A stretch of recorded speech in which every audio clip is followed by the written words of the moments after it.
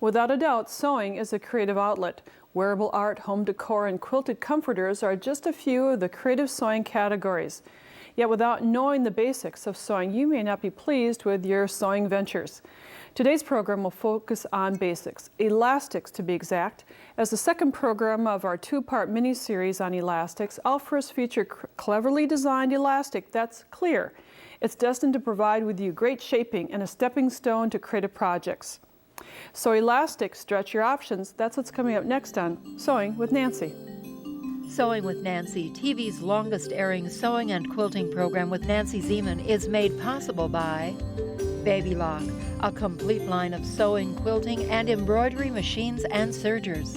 Baby Lock, for the love of sewing. Madeira, specializing in embroidery, quilting, and special effect threads, because creativity is never black and white. Koala Studios, fine sewing furniture custom built in America. Clover, makers of sewing, knitting, quilting, and embroidery products for over 25 years. Experience the Clover difference. And amazing designs and Class A needles. Clear elastic is a feature of this segment. It's 100% polyurethane and it stretches 3 to 4 times its length and has great retention. It can be used for swimwear or for making children's clothes, placing the elastic around the leg openings. But honestly, where I use it the most is when sewing with knits. Sewing the shoulder seams, shaping the neckline so that the fabric does not stretch out of shape. The elastic is there for a stabilizer, but it yet stretches as you place the garment on and off your body. It's a great way to keep things looking nice and for that neckline to hug around your shape. So as I mentioned, it's 3/8 of an inch wide, very stretchy, easy to work with. You can sew with it or you can serge it. And we're going to start at the shoulder seams and I'm going to show you the serging technique. I have my serger set up for a 4-thread overlock stitch. And I have the shoulders pinned together.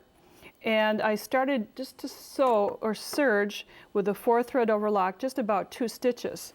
Then I raised the presser foot and I placed the elastic underneath the foot so that the elastic is going to allow or fall right on the seam line.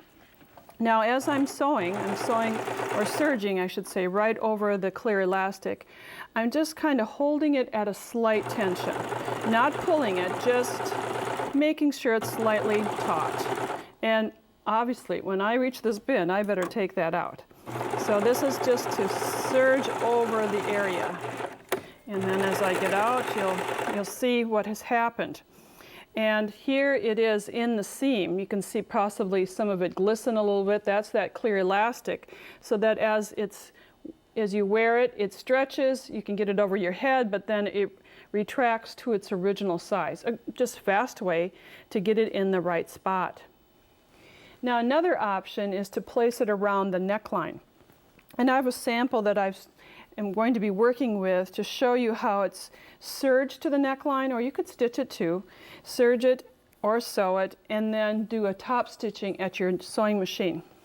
Now this green fabric shows the neckline shape, and the neckline in this particular pattern had a 5/8 of an inch seam allowance, but the clear elastic is only 3/8 of an inch wide. So I trimmed off a 1/4 of an inch from the neckline. You can see that I've started to put this onto the neckline just by serging it at a 1-to-1 ratio to the wrong side of the fabric. And I'm going to continue to serge this. I'll just find my starting spot, or my ending spot, excuse me, lower the presser foot. And as I'm sewing around the edge, again, I'm just holding it at a slight tension, not pulling it because I don't want this to gather. The purpose of this is just to stabilize the neckline. Just put it on and let it do the work when you're wearing it. So this goes around, and when I get to the starting spot, I'm going to clip off the elastic that was there. I don't have to butt any of the edges together. I can just overlap it, place this down. Oh my goodness, I cut the elastic. Did you ever have that happen? Well, let's just make believe that's been sewn. That's the beauty of demonstrating on television, but would go all the way around this time. And you can see that you have a 1-to-1 ratio of the elastic. It's not stretched on, it just lies flat. Now, for the second step, you would go to your sewing machine. And you have a couple of options there. And I'm going to show you a wobble stitch, a stitch that's a slight zigzag stitch. And when you look at a zigzag stitch, when it brings it up on your sewing machine, it looks something like this, with the width at about 3 and the length of about 1.5. Well, we're going to change the width so that it's at 1.5. So it's just a slight stitch. And as I do the stitching, I'm just going to fold the elastic to the inside and then stitch from the top with that wobble stitch. And I've started to do this already, and I'm just going to continue to do that stitching. Sewing, so I'm just catching the very edge of the fabric, and it's not really needed to pin. I just fold it under and then stitch next to the edge. And test this on a sample, but because that elastic is there, it will fold right at the edge of the elastic, and you will have a very nice, neat edge. The zigzag stitch allows you to have some stretch in that neckline when you're taking it off and on. If you'd like to, you could also do a blind hem stitch. A double needle stitch, but this option gives you a flat neckline and shaping for the life of the garment. A casing for elastic is frequently made by folding over fabric and stitching along the lower edge, creating a home for the elastic. Thread can also create a casing for narrow elastics. It's an extremely fast technique and another great elastic option. When working with children's wear, I found that the narrow elastics are many times used, as in this cute little dress, to finish around the sleeves and the neckline. Instead of creating a casing, just using the thread and stitching over the elastic is what will do for this treatment to expand your options. Narrow elastic will be needed, 1/4 of an inch, 3/8 of an inch. You can find them in packages that wide, or perhaps you may want to even cut your own. And there are some elastics that are cuttable. They're knitted and you can trim them down to size so that you can trim it 3/8 of an inch or 1/2 of an inch. And if you cut along the ribs of the elastic, you can easily get whatever size that you'd like. It's kind of a fun way of always having the right size because you can cut it that way. I like to work in a flat method, meaning that without everything sewn into a circle, the sleeve or the neckline would not be sewn into the circle. We have the sleeve of this little dress just flat right now, and I'm going to add the elastic along the base or the cuff area of the sleeve. Instead of cutting the elastic to the size, I've marked it where I'd like it to end, with a little mark right in that area. And then in the beginning, I've left an anchor so that I can pull on it, so that between these two pink marks is the length of the stitching. I like to start stitching with a straight stitch and then lengthen to, or change it to, a zigzag. On my sleeve, I have marked the placement line with chalk for the elastic. And I'd place the fabric underneath the area of the foot and then sew a straight stitch, two or three stitches. I guess that was 4 stitches. And then change to a zigzag stitch. Now this is where you're going to couch it. When you change it to a zigzag stitch, you'll see the width that I have here, and I'm going to get it as wide as I can, and then I've already tested this, but test it to make certain that when you zigzag, you're zigzagging over the elastic, not through it. So now I'm going to just double check, yep, it's working well, and I'm going to stretch the elastic to meet the other end, so that at this end, my marking is at the cut edge of the fabric, and then just sew. So I'm couching over the elastic, not sewing through it, and trying, there we go, to follow the line I have marked on the fabric. When I get to the end, because I'm not sewing through the elastic, I'm at the seam allowance right now. Now I'm going to change the machine back to a straight stitch.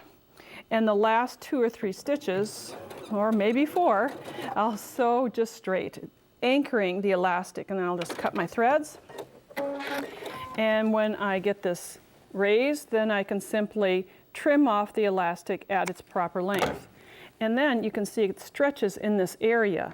And you can then sew it in the seam, and the elastic can be caught in that area very tightly. So it's just a nice way, if you wanted to, you could even adjust this to make this tighter, but you stitch over the elastic rather than through it.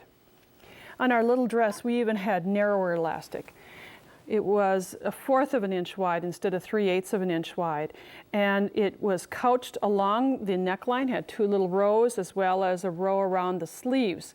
Adjustable, soft, and a very easy application when you stitch it down in the flat form.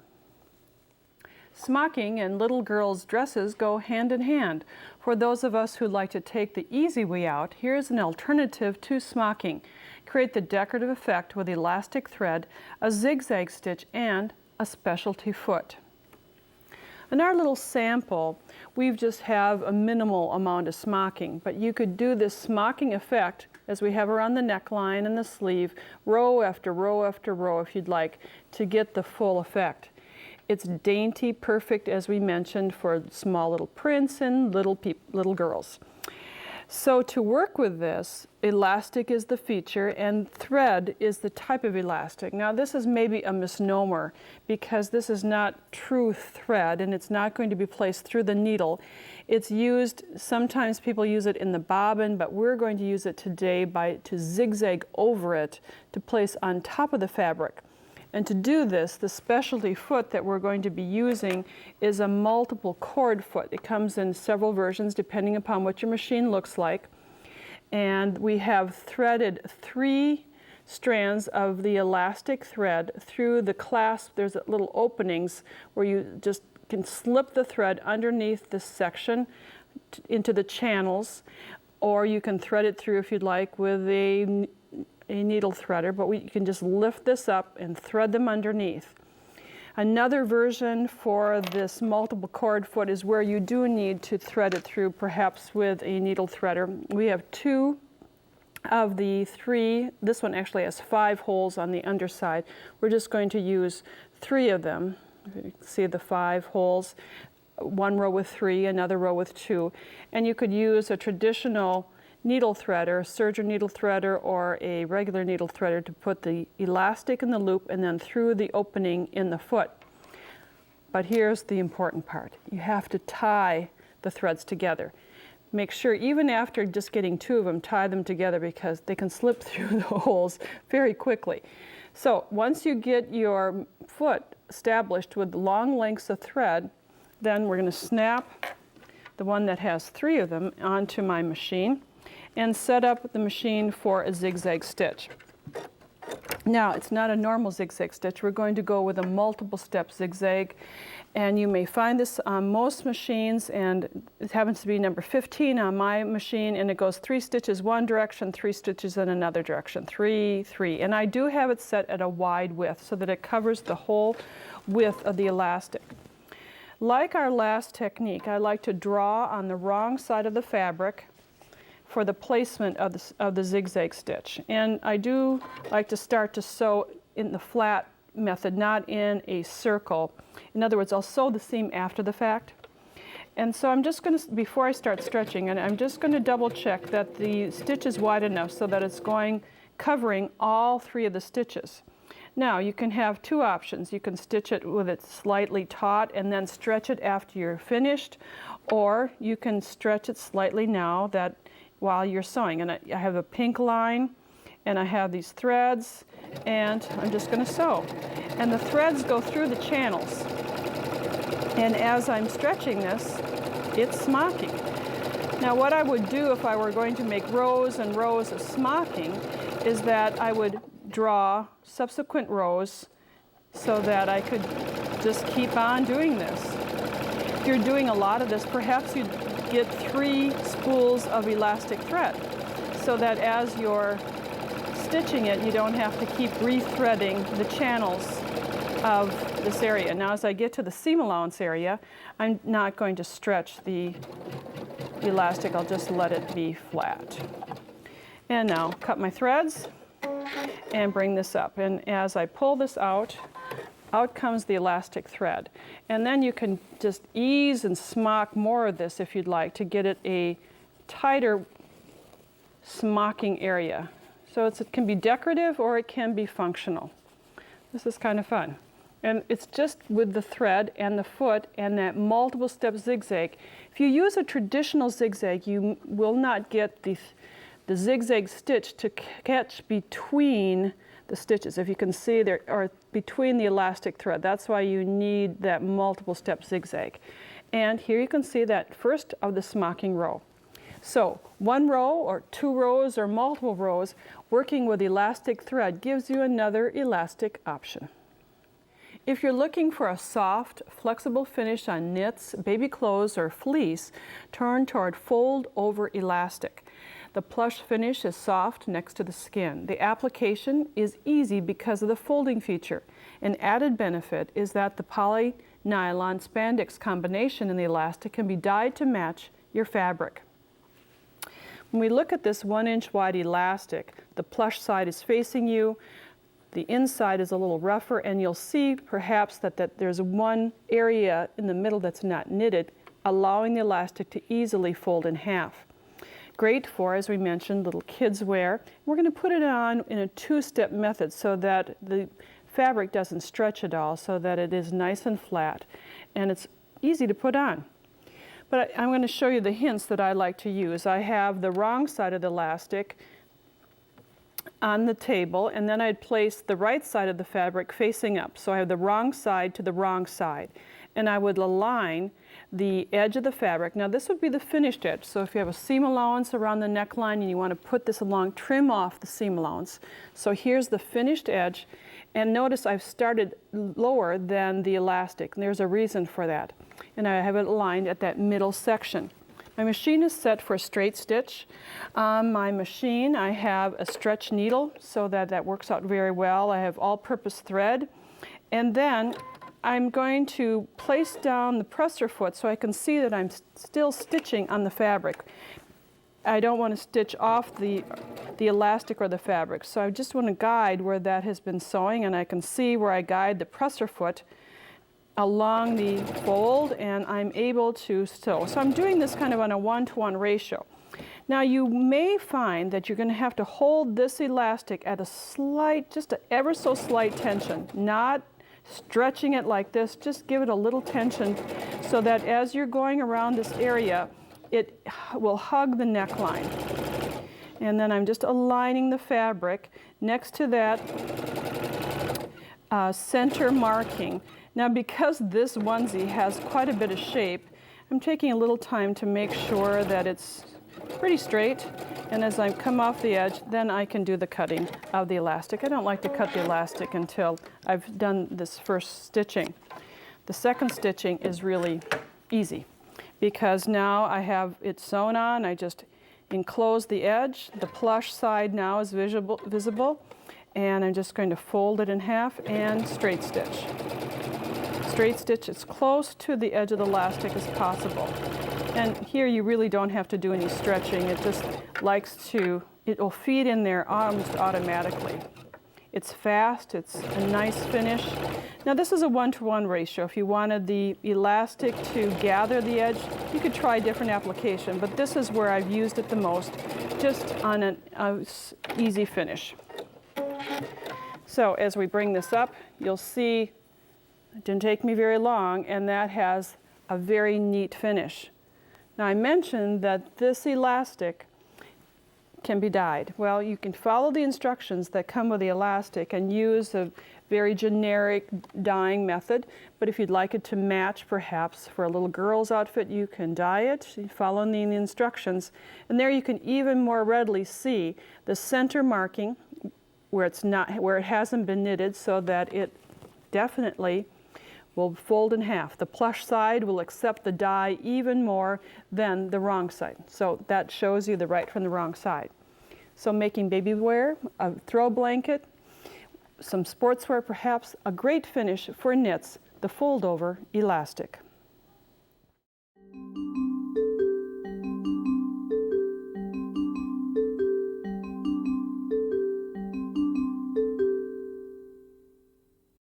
I know that we've all heard many times the old saying, it takes a village to raise a child, but it also takes a community of artistic people to bring us the fabrics, the tools, the books and supplies for us to sew and quilt. And I'd like to introduce you to one of the members of that community, and that is Keetra Obelander. Keetra, welcome back to Sewing with Nancy. Thank you so much. It's a joy to be here today. Now, some of you who are with us during our last program of Sewing with Nancy, Keetra was our guest, and Keetra started the organization Art of Possibilities, bringing together people who are disabled, licensing their designs into, in this instance, fabric. Yes, what we did was I looked at the problem of physical disability, and it's a problem of physics. It's not a problem of competency. Disabled doesn't mean unable. And I realized that if I could skip the physics part of being an artist, that my work could reach a broader audience. Mm-hmm. So I work with fabric companies to put art and design by disabled artists onto their fabrics, and hopefully that's a springboard for home sewers and quilters to do something truly inspirational for themselves. Well, your fabrics I just gravitate to them because of the color and the vibrancy of them. And as a blind individual, you work in theory, and how do you go about that? It's an interesting question. I am colorblind as part of my vision loss. Of the people that are blind, there are different kinds of ways to be blind, and blindness is a range of vision loss. Only 10% of blind people are totally blind, which is like when your eyes are closed. Sure. The rest can see something, just what they're getting is so compromised by the limits of their eyes or their optic nerves or their neurological conditions that they can't see what you're seeing. And so I work theoretically to work from a color palette and try to bring colors forward. This collection is by a blind artist who has color perception. And what he's tried to capture, this is George Mendoza, mm-hmm. who designed this grouping. We worked off of 3 fine art paintings to bring this group to life for you guys. It does come to life. And you work on canvas with oil pastels? I work with oil and acrylic paints because they're quicker, but I like painting and I love the feel of a brush on canvas. I like that mm-hmm. grab and the tactile sensation, which is very important to me as a creator. And then those images that you create are a digital photography or a digital image, right? Scanned and then put onto fabric. Right. We take the image. For fabric, it needs to be done into a repeat so that quilters and home sewers can use it effectively. And so I work with graphic artists to make the modifications necessary to bring it alive into a fabric context. Now, Keetra, you gave to me earlier a great example of the graphic artists you work with. They're like Whitney Houston's. Right, like the backup band. It takes a lot of people's different gifts to come together to bring anything to life in the creative arts. And no one does it alone. No, and I have a great backup band here. I have about 12 people that are making this happen, so we need those backup bands. They're equally as important as the front person. I think it's important to remember that when those credits roll at the end of the show, there are people attached to each one of those names. Absolutely. But now back to your fabric. You design it, but then other people sew it for you. And here's a quilt that is large and bold and black combined with some of these prints. Yes, this was designed by Angie Hodap. When she heard what we were doing as disabled artists working in community, she was quick to jump on board and do a quilt design for her magazine subscribers that they could try on their own at home. Oh, great combination. And then you work smaller. There's some border prints in your line.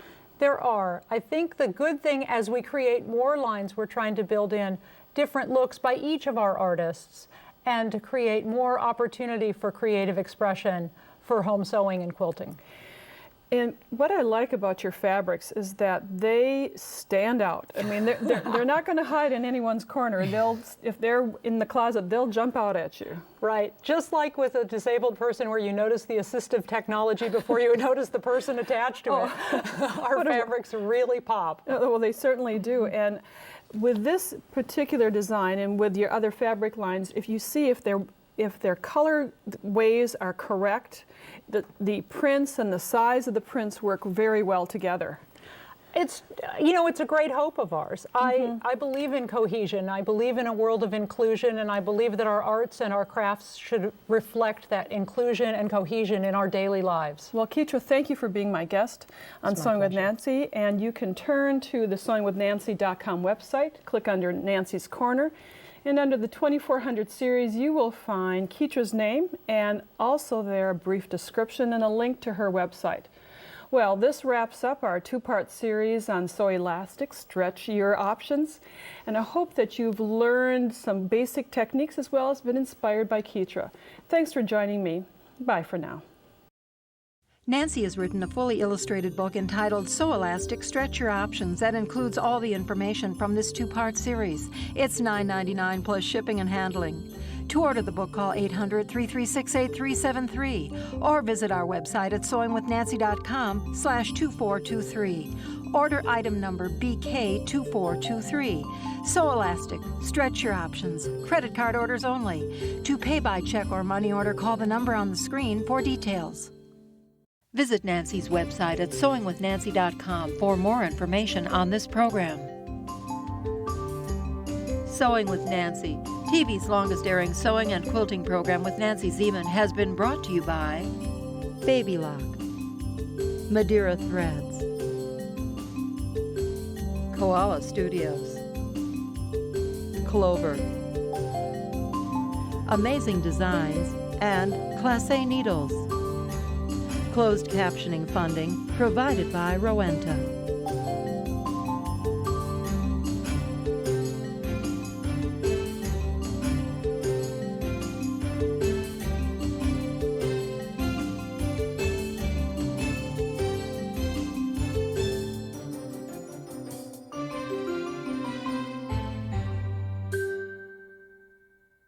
Sewing with Nancy is a co-production of Nancy Zieman Productions and Wisconsin Public Television.